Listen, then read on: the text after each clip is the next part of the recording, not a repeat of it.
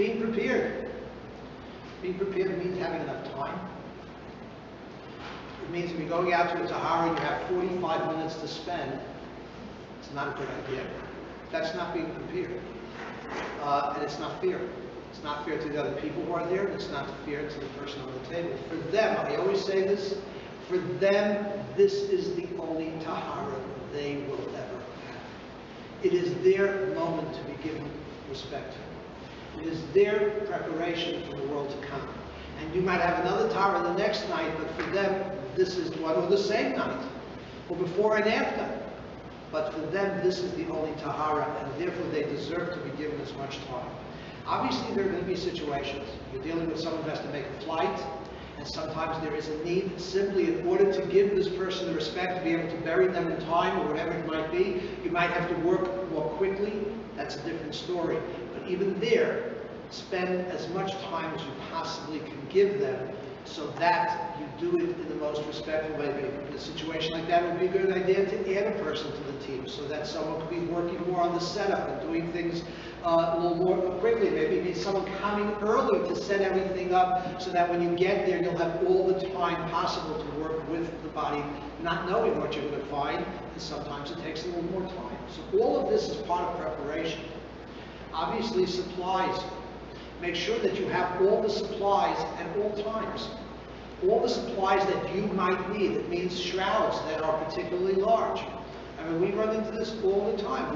We now have every one of our leaders carries. We go to a lot of different funeral homes. Sometimes a funeral home runs out of shrouds, extra size shrouds, and they just don't have it on hand. So we have our leaders carry an extra size shroud in their car. Okay, the women carry a woman's set, or if they have a unisex set, which has a headpiece for men. And by the way, you should know that the size of shrouds for men and women are exactly the same. You disagree?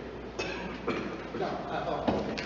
I saw you shaking your head. No, it is. I know because the manufacturer told me they use the exact same size for both. The only difference is the head covering. If you have a 2X or a 3X or a 5X, those are different sizes of shroud. But men and women are not different. The shrouds that are muslin or that have a braided front might be different than the hand sewn in the set. That's a different, they use a different pattern. But you've never seen a braided set, that's a good thing. But the point is that whatever it might be, the sets are the same. Know that, but you should carry extra sizes with you. And this is the problem that we all have, but if you work with a specific funeral home, it makes it that much easier. If you use one, make sure that they replace it. Call them the next day. Make sure that they know to replace it.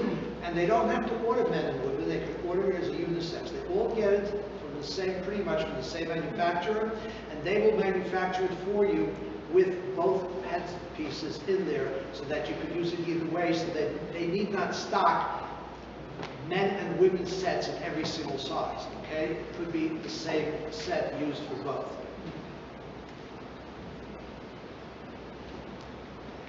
Be prepared by discussing questions in advance. If you know there's going to be a difficult case, a large person, the person is decomposed, a certain type of surgery, an accident, whatever it might be, check as much as you can in advance so that the tahara process itself can move as efficiently as possible. Review, which we talked about. If it's a man, make sure the talus is there. If it's a woman, make sure you have a Jewish name.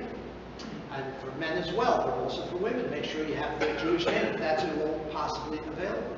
If you know the person could be large, make sure that the aron is there. Sometimes it might mean that a tahara, I don't know if this is capable for every Chevra Kadisha, but if it's possible to do the tahara when the aron is already there, it's certainly preferable to doing the tahara when the aron is not there and have to rely on a funeral director to place the body in the casket the next day.